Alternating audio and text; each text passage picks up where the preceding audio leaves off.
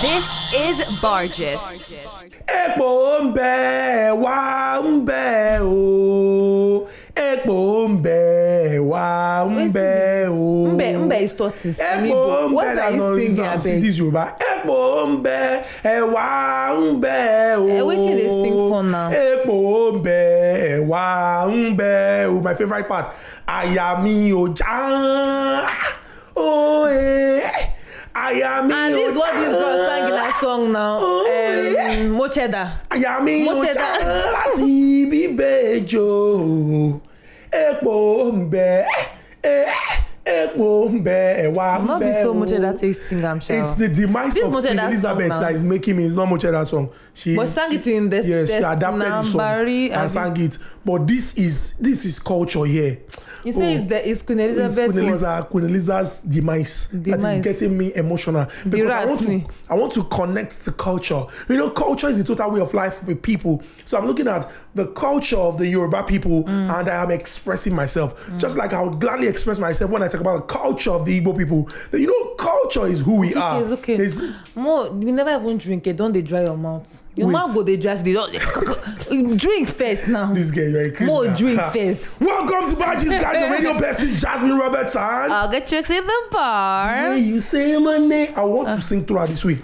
The way you say my name, say man. You know, say if I bring Grammy come back, it's the glory of Bargist. Come, you won't go Tifa. Say bring her come back in lots. Wow, so I know if you win Grammy. Don't doubt me. I go bring home Grammy. Incredible, remarkable, This is brought to you by Upfront and Personal. We know that one for sure. The Grammy, we don't know who will bring it. It's not lost, but no worry. Burna Boy don't bring Grammy now. Whiskey don't bring Grammy. So how many one can bring? I want to do this for the streets. Nobody has brought for the streets. No worry. For the trenches. This guy that wants to do it now. Ooh, Portable. Batman, oh yeah, bring drinks. Smoke will be all right.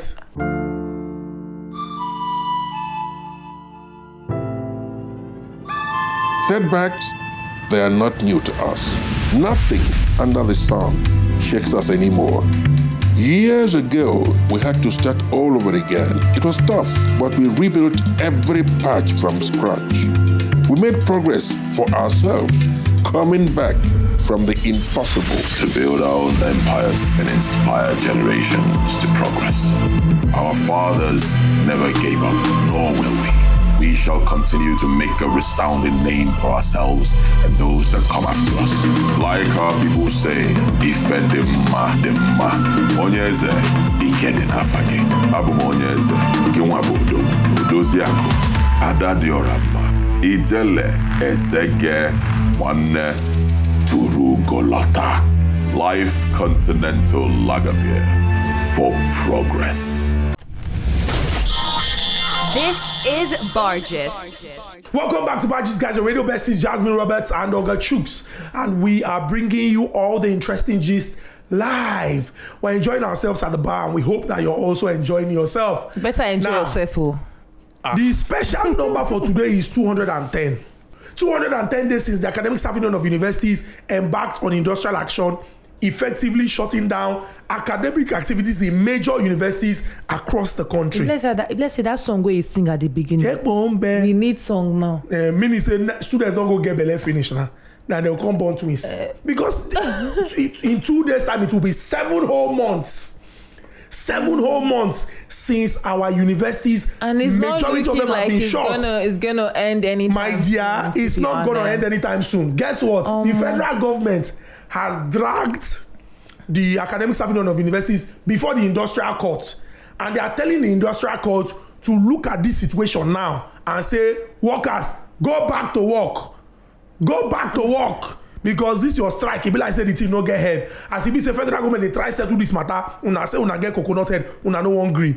Another interesting angle is that SERAP And 5 Nigerian students have dragged the federal government before court. So it's now a case of, if you sue me, I sue you. Drag me, I drag you. Touch me, I touch you. If you strike me, I strike. If you that's the soundtrack. Strike me, I strike you. Oh yeah, I know they do again. Oh yeah, if you strike before, I no go pay salary again. No, if you dey strike and run away now, you go strike another day. It's really very, very unfortunate. Like, it's really sad, to be honest. And you know, people have said that if we look at Nigeria today, in the build-up to the elections in 2023, if you have a presidential candidate who doesn't prioritize education, don't even think about that person at all.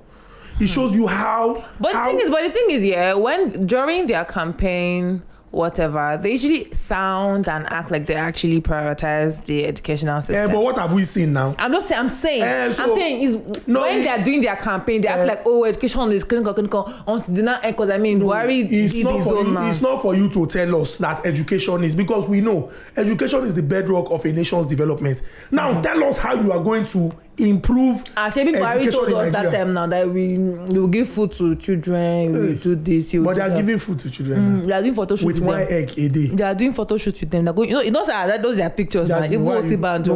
You go and sit down with them and do photo shoot. Nigerian jollof. Smoked jollof rice. Porridge. Don't be like beans. Just take it. You know they see the food why they feed them. When they use food block their brain, they don't need to read. Now what thing they do now food they need. But it's really very unfortunate. I remember a tweet by Bashir Ahmad, you know, one of the aides of the president. After the president won the election in 2015, he was like, you know, people should just sit back and relax and watch that the president is going to focus on education and we would see tremendous improvement. It's really very sad that, you know, we're counting day 210 and, you know, students of Nigerian universities, majority of the universities have been at home since February 14th. It's really very heartbreaking. Actually. And some people argue that it's because you have leaders whose children school abroad. And so they do not care, because if their children can get the very best of quality education outside the shores of Nigeria, why should they be bothered about investing in education? And what is ASUU demanding for? You know, the injection of revitalization funds so that our universities, you know, become universities or institutions that we are proud of. They have also complained about earned academic allowance. They have also said that you should renegotiate, you know, the 2009 agreement. They're also saying that you should deploy UTAS, because that's the only way you can, you know, take into consideration the peculiar nature of their financial structure and also pay them effectively. They're also saying that the visitation panels, you know, they should publish the white paper report. It's really very heartbreaking that, you know, the federal government says that they have addressed around 80%, but that the workers are demanding that they pay them before they return because you will not blame them, and that's because, you know, they always do promise and fail. And the workers are saying that if not be you in the first place, cause make we even day house. We for no day house.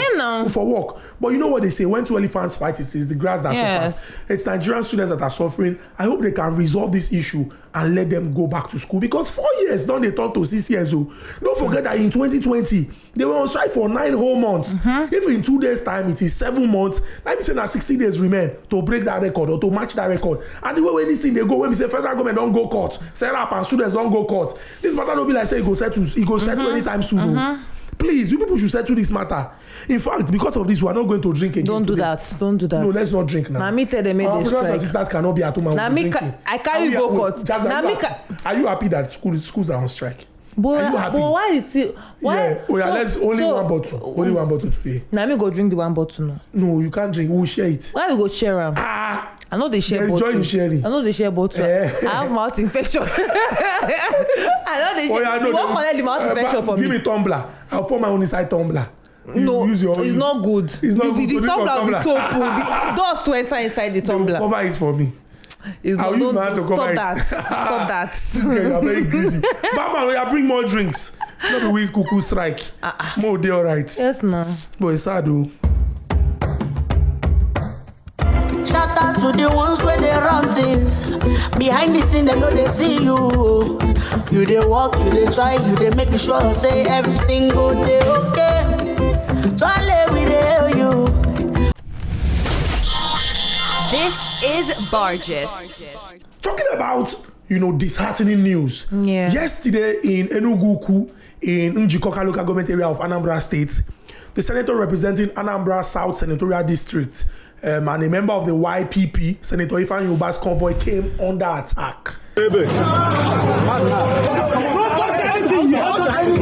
touch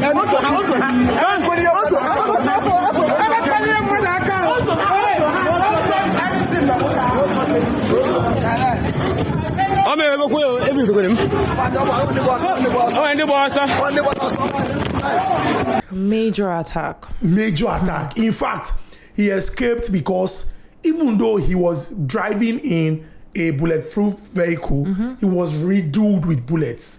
That is how intense the attack was.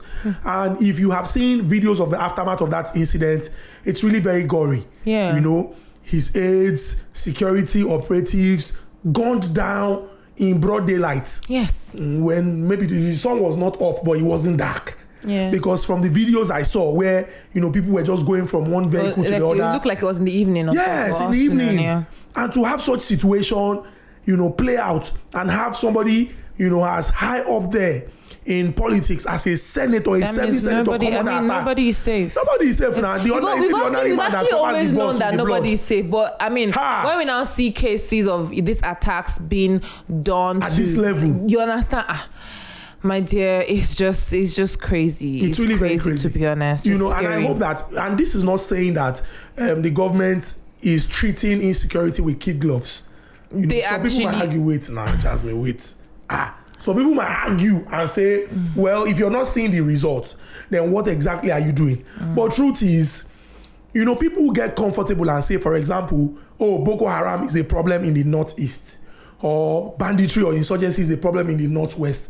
The truth is, insecurity manifesting in whatever form is a major problem in Nigeria today. Generally, so whether it is unknown gunmen in the southeast of Nigeria, or ungunned men, or violent criminal gangs in the southwest, or bandits, terrorists, or insurgents in the north of Nigeria, we are faced with an existential threat. And as a people, we must rally around government and give support to see that they deal with the situation. Now, in rallying around government, no, if you have information, you can share with our security operatives. Information that can help them effect arrest and break these, you know, terrorist cells and ensure that people are safe. See, Jasmine, truth is... But they... Okay, oh, yeah, go ahead. But I thought they have all the power and equipment to scatter and destroy insecurity because, I mean, to the best of my knowledge, we saw that they were trying to help Libya.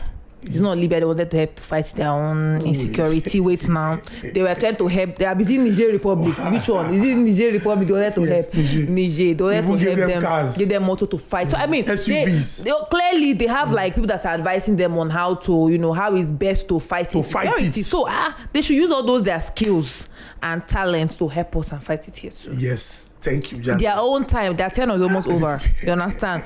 And I'm just talking now. Wait, and it's not. Your mouth, you sharping this your mouth. You sharping this your mouth. And I've always said this here. I don't want to sound like.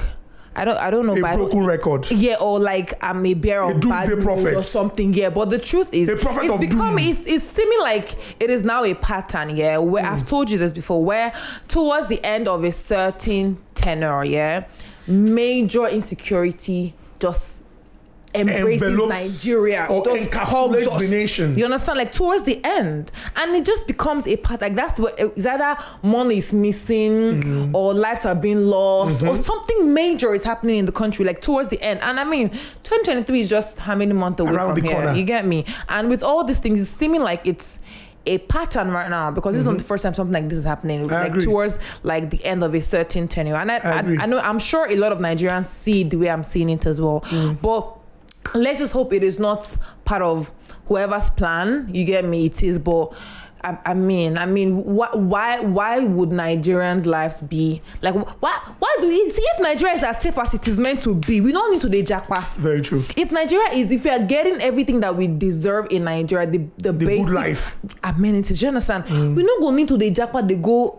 You understand? But as some people are jackbarring, there are some people who are determined to stay and change the country. So if you are part of those that want to stay, like myself, a patriot, you know, who is moved by what John F. Kennedy has said, that ask not what your country can do for you, but what you can do for your country. Mistake. Jasmine, let's stay and fight for the soul of our country.